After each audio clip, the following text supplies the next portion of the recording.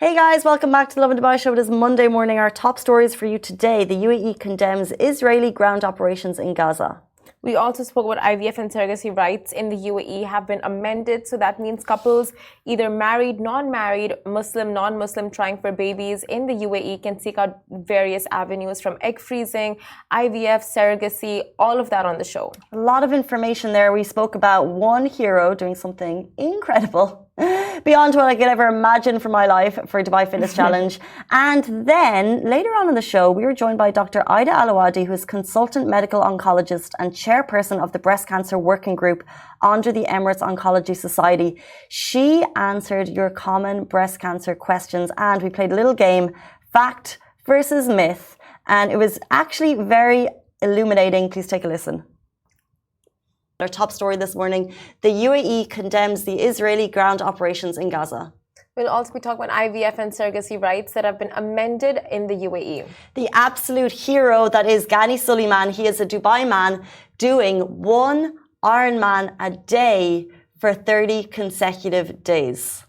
And after that, Kuwaiti influencer gets 3 years jail following a tragic accident, and we'll be giving you all information on that.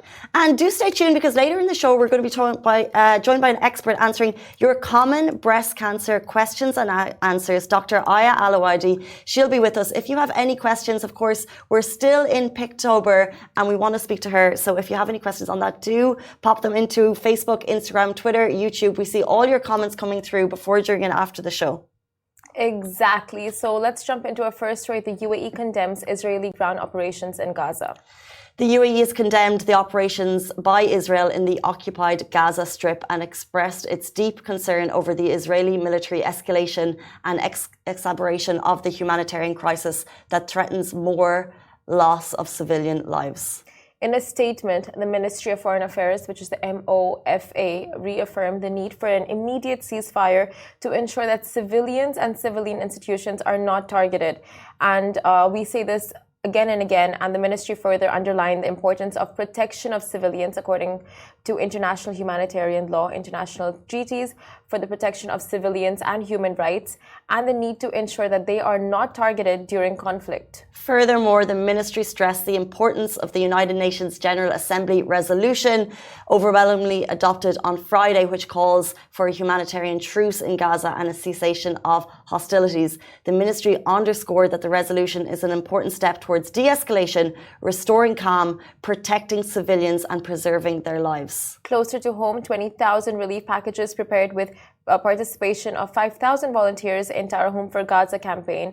The campaign continued this weekend with strong momentum and participation of citizens and residents of the UAE. So true. This story clearly shows that people are still going out every weekend, donating their time, money and efforts to Our Home for Gaza. It's in its third week, and this weekend the campaign witnessed the participation of 5,000 volunteers, which is the max, by the way. I'm sure way more of you would have joined if you could.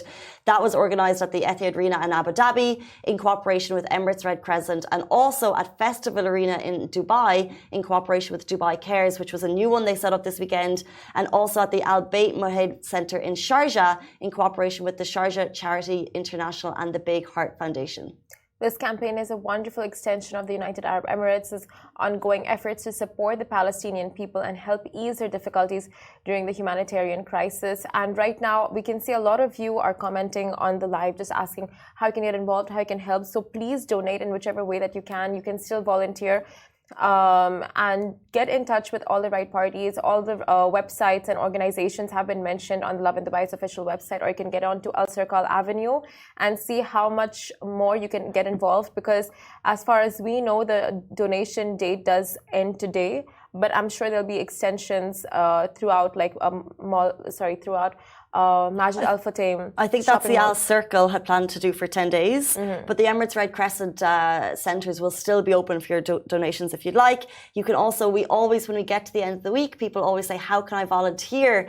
And usually at that point, they have reached their cap of volunteers. However, if you go onto the UAE official volunteer channels right now, you should be able to get in. So we were suggesting that early.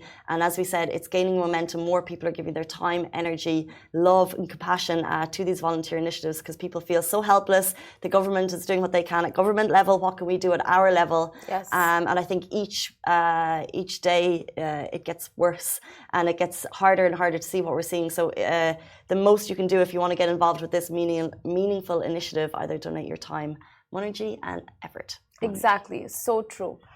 We'll jump into our next story. IVF and surrogacy rights have been amended in the UAE. The UAE continues its journey towards modernizing and adapting its laws to cater to the diverse needs of its residents, and the latest significant changes in fertility legislation include the following. So IVF for unmarried non-Muslim couples now permitted in the UAE. This groundbreaking development in the UAE fertility law grants permission to unmarried non-Muslim couples to undergo the vitro fertilization procedure within the country. Now, however, there is a vital condition that both parents must register the child under their names, ensuring the child's rights and lineage are protected. Next up, expanding surrogacy rights. This legal overhaul has also removed a restrictive clause that previously prohibited couples from seeking the help of another woman to carry their child. This amendment opens the door for individual emirates to regulate surrogacy rules as they see fit. Now we say it opens the door, so there'll need to be more regulation on that front in each individual emirate. Surrogacy is largely forbidden across the Middle East, but it is allowed in Iran if both the surrogate and the intended parents are married. The updated legislation in the UAE puts this decision in the hands of each emirate. So, regulating assisted reproduction. Now, the new regulations not only impact IVF and surrogacy, but also the preservation of embryos and eggs. Previously, the freezing of embryos was illegal in the UAE, but this is no longer the case. Eggs and embryos may be preserved for up to 5 years, with the possibility of extensions based on written requests from spouses. So fertilized eggs that go unused or encounter legal or medical obstacles preventing implantation will be left without medical care until they naturally deteriorate unless the spouses request otherwise. Despite these significant advancements, certain restrictions still stay in place. Please be aware it is still illegal to use a sperm donor other than the husband or an egg donor other than the wife. So right now we were in particular talking about egg freezing, and it's essential to acknowledge that the UAE's efforts to update its laws, especially in the realm of fertility, reflect the nation's commitment to inclusivity, diversity, and responsiveness to the evolving needs of its populace. And of course, these progressive fertility laws aim to provide a more supportive environment for prospective parents, whether they are married or unmarried, Muslim or non-Muslim. So now, there you go, you have these amendments that have been made to the fertility regulations, and it's like we have no idea, like we're not going through it, but there are so many couples out there who are struggling to have children, who are constantly,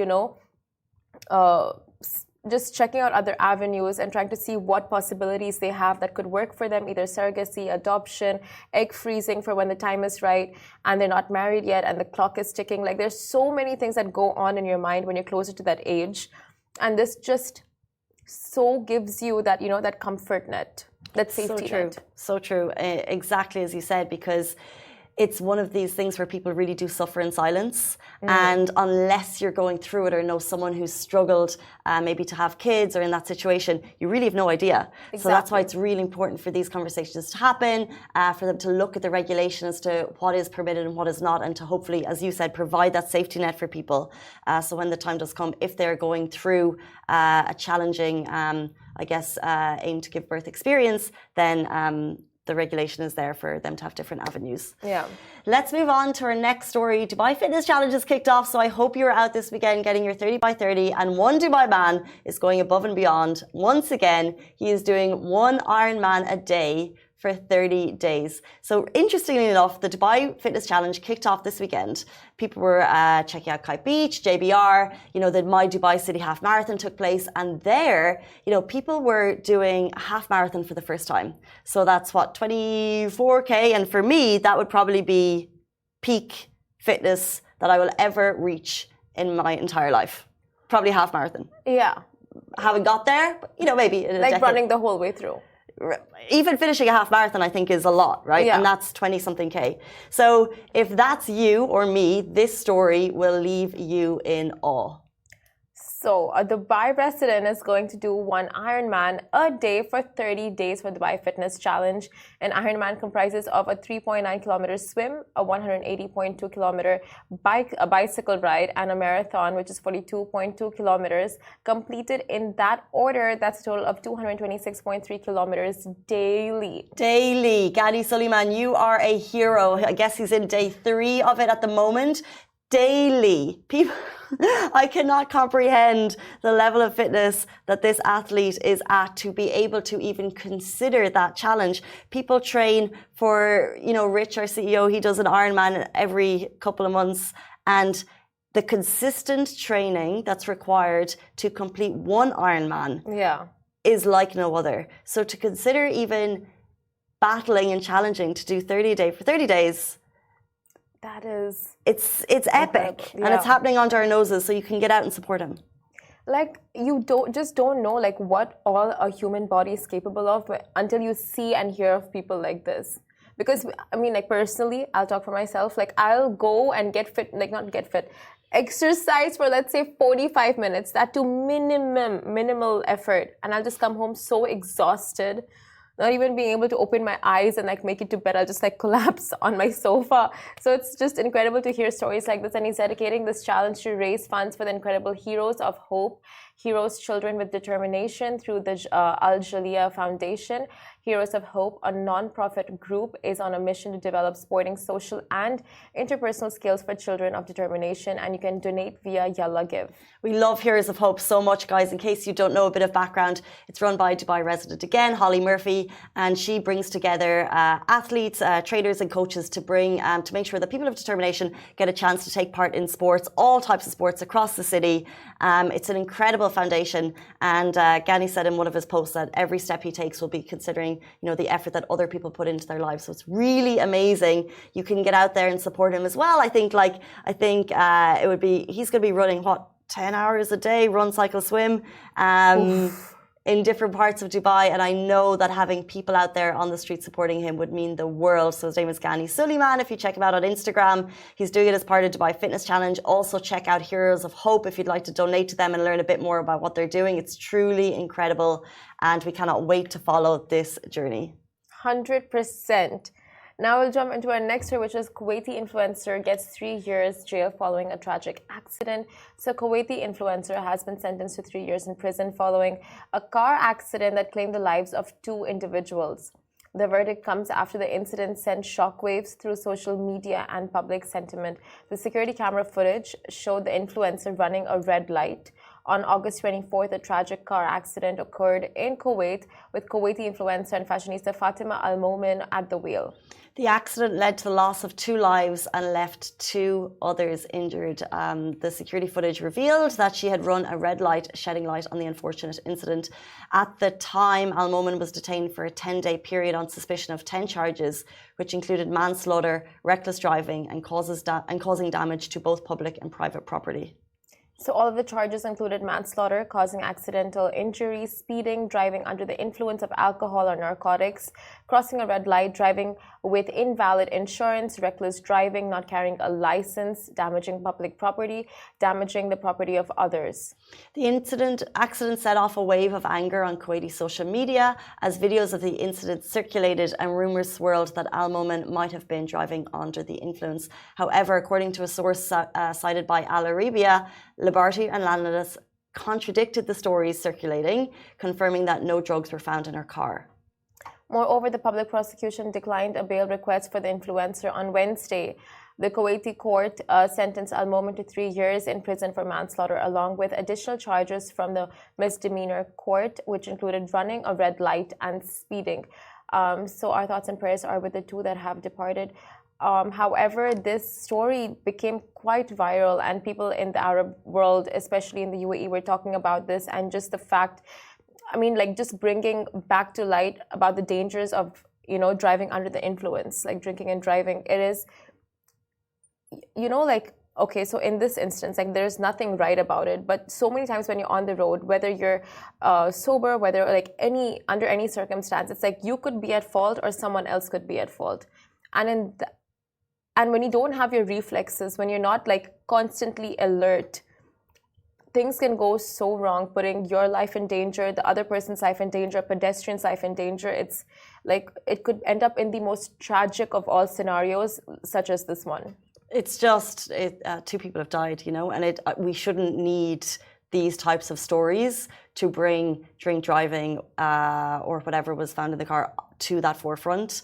I think in Ireland, maybe 15 years ago, it was super strict, and there's a no tolerance law on that, and therefore it's not even part of the conversation in general. People don't even think about it, and I think that's what's needed. Is that it should not even be part of the conversation. That it's even a question that someone might even take a drink and get into the car. Like it's not okay. You're putting not only yourself in danger, everyone around you in danger, and it's not okay. 100%, and like. And driving comes with 1,000 things that you have to be constantly, on the lookout for. So putting this situation aside, it's okay, other I think things that she was put out for was like crossing a red light, all these different issues that were part of the reason that she was arrested. And it's like driving safe should just come without saying. Like checking your mirrors at all times, keeping a safe distance, following the traffic lights, not speeding when it's a yellow, because a lot of times people just, to save those few seconds, speed at the yellow light, and then there you go, you get yourself. Well, the UAE has put in that rule that crossing a red light will get you a 50k fine, so I think people are much more careful about that than ever before, because that's putting your money where your mouth is. It's 7:46 on Monday morning, and we're going to jump into our guest topic this morning. We're talking common breast cancer questions and answers with Dr. Aydah Awadhi. She's going to be with us after this very short break. Hey guys, welcome back to the Lovin Dubai show. Today we're joined by Dr. Aydah Awadhi, who is the consultant medical oncologist and chairperson of the Breast Cancer Working Group under the Emirates Oncology Society. She's answering your key questions regarding breast cancers. Thank you so much for joining us. Welcome to the show. Thank you. It's such an honor actually to be here and to spread the word about breast cancer, which is very important. It's the end of October month, so I think we've done a lot and to talk about breast cancer awareness, and I think it should carry on throughout the year because it's a very important topic. And thank you so much for having me again. Of course, thank you for coming in so early. Do tell us, how common is breast cancer, especially in this region? Yeah, so breast cancer is the #1 cause of cancer worldwide, and that's per the WHO statistics in 2020. And again, when we talk about female themselves, it's also the #1 cause of cancer. But when it comes to the UAE, it's not different. So it's again, when we look into all cancer, it is the most commonly diagnosed cancer in both when we look in both genders in general, and then also in female in particular. So that is also according to the statistics from the Ministry of Health Cancer Registry in 2000 that was published in 2019. But when we look into something different between what's happening in the UAE and then in the Western population, for example, in the United States, we know that our breast cancer patients are diagnosed earlier at age. So we are 1 decade before. The median age at diagnosis in the UAE is in the 50s, whereas it's actually in the 60s. So that's a little bit different than that of the rest of the world. Wow, that's so interesting. And what is the UAE doing to accelerate the diagnosis? How is this happening? Yeah, so there has been a lot of initiatives with that. I mean, first of all, there's a lot of awareness campaign that's happening in governmental entities, private entities, even individual. There's a big awareness in the social media. So a lot of we see more and more women seeking medical attention when they have noticed any changes in the breast. But not only that, but they go also for their screening. And we recommend all patients to get the screening at the age of 40, all women at the age of 40, and then every other year from there. So that's also very important. We have cancer centers which is capable of appropriate diagnosis, providing treatments and all of these things throughout the Emirates of Abu Dhabi and Dubai. So we do have everything available for them in case they have anything abnormalities detected in their breast. So how advanced is the UAE when it comes to just, innovative treatments for breast cancer? Yes, absolutely. So I trained in the United States and I came back to the UAE and I did not see any difference, honestly. So we do have all the medications available to us. The minute they get FDA approved, we do get them in the country, and it's available to our patients. So that's the diagnostic test. We talk about chemotherapy, we talk about radiation techniques, we talk about surgical techniques. We all do have all of these expertise in the United Arab Emirates, and that's very similar to that of the rest of the world, including the United States, UK, and other countries as well. So interesting. And in terms of treatment plans, if someone is diagnosed, how important is it to adhere to those treatment plans from the moment they get that diagnosis? Yeah, so adherence is very important. We talk about, adherence to chemotherapy, adherence to hormonal therapy, which most of, breast cancer patient at one point will need, So this is very important because we have a lot of studies saying that if you did not adhere to your medications, the outcome can be worse. So it's very important. We encourage all the patients. The first thing that we do to ensure adherence is educate the patient. They should understand why they need to be on these medications, how it will help throughout their course of the disease. And then we tell them that, one of the issues that maybe patients do not adhere to medication side effects. So we have to address side effects. There should be a regular follow-up with the oncologist, or the medical team to ensure adherence, addressing the side effect, because if patients, for example, have that hot flashes from the hormonal therapy, we can manage that. We do. She doesn't have to stop the medication. We can do something about it. Yeah. Okay, so when it comes to like you said, you have to educate patients and empowering patients. How exactly do you do that to make sure they make the informed decisions throughout their treatment? So I personally, and I know a lot of oncologists, they do that when the patient comes to my clinic on the first visit. I make sure I explain everything to her, of course, as much as she wants and she able to absorb.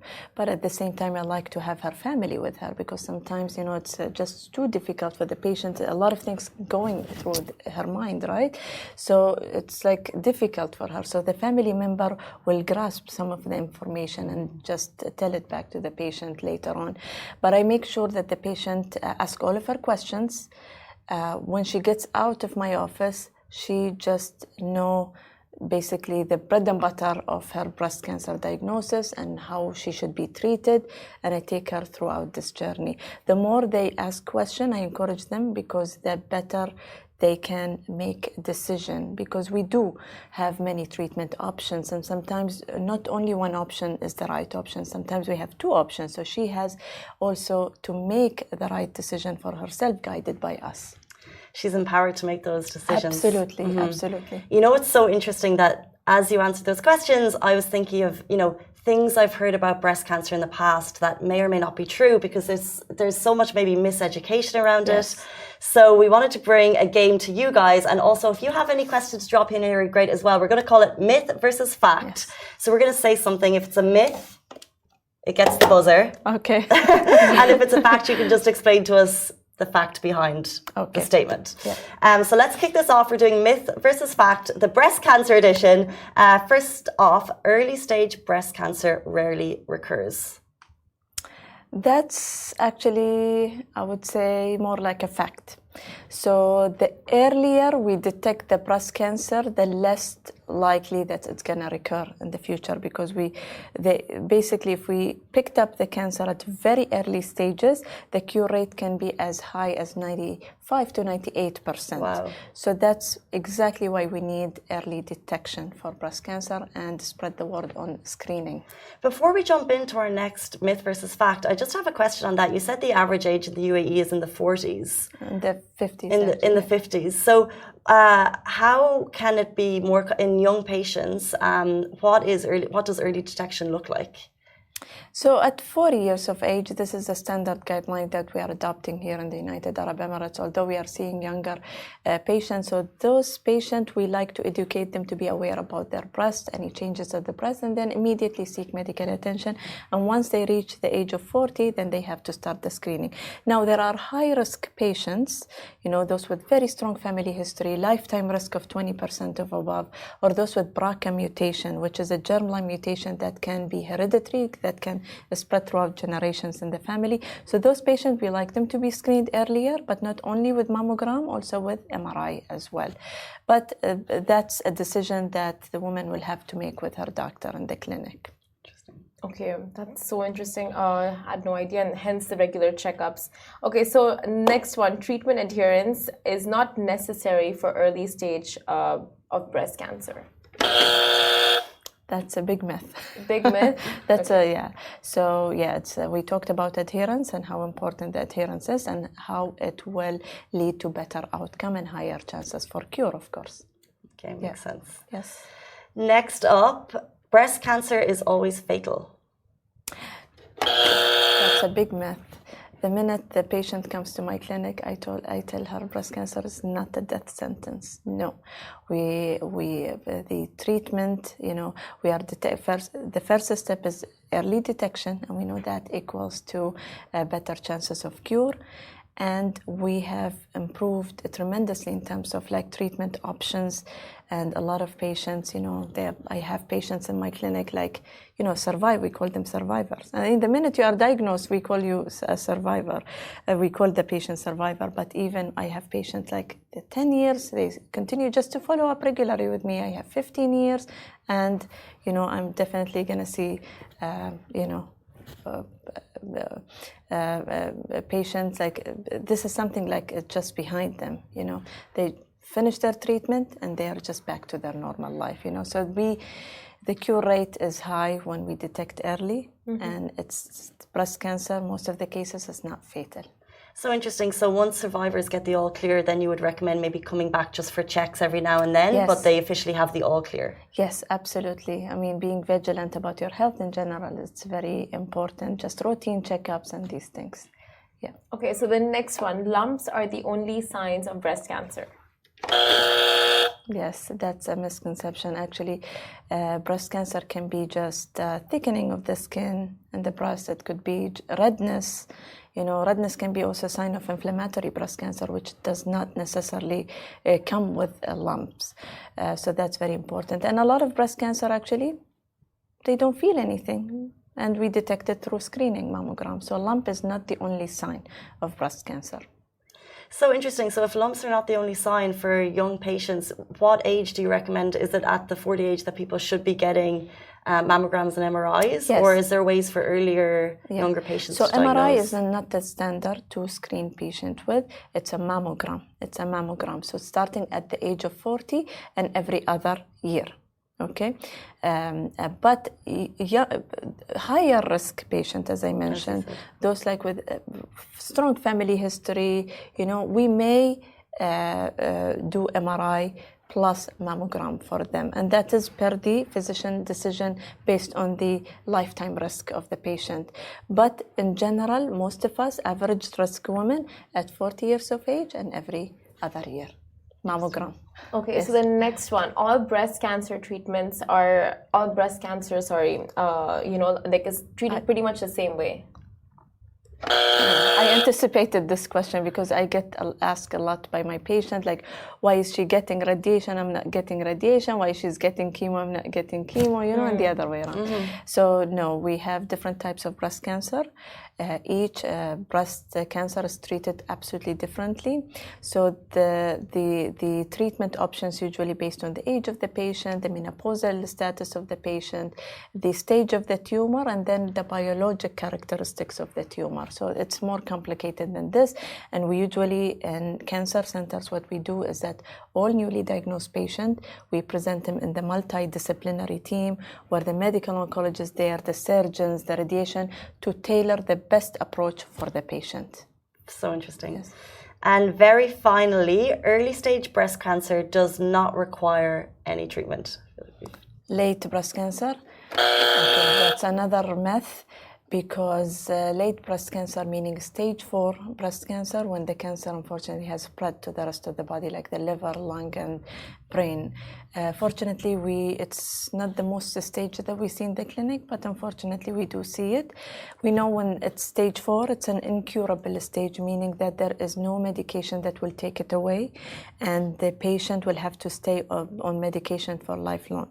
Having said that, we haven't also gotten better in terms of treatment. We do have very effective treatment, not necessarily chemotherapy. We have biologic agent, hormonal therapy, the smart therapy, immunotherapy as well. And all of these, are very important. And we see more patients staying on these medications for a long time, and in some cases also in remission. But unfortunately, they have to stay on medication for a long time, but at the same time with good quality of life, because we have gotten better in terms of the treatment options that we can offer the patient. Absolutely. And for anyone watching the show, seeing as it's Pinktober, have you any advice for women of any age who are watching the show right now in terms of what they should be aware when it comes to breast cancer? Yes, I would. I don't want to scare all women. I mean, most of the the changes that happens in the breast is benign actually. But if there is 1% chance that it can be cancer, that's why we advise all the patients to seek medical attention to a doctor which is specialized in this, who can give her appropriate diagnostic test and also treatment options. So any changes in the breast, like for example, lump, new lump, redness in the skin, thickening in the changes in the nipple, for example, heaviness under the arm, or any changes, seek medical attention. That's very important. And start your screening mammogram at the age of 40 and every other year. Every other year. What you said about early stage detection is so interesting. I hope that resonates with a lot of people. I think it will. Early detection means better chances for cure. Amazing. So that's very important, yes. Very important. Thank you so much for your time this morning, Dr. Aydah Al-Awadhi. We really appreciate your time, and that is all we have time for on the show this morning. We're back with you tomorrow morning, same time, same place. Goodbye from me. Goodbye from me. Goodbye from me too. Thank you.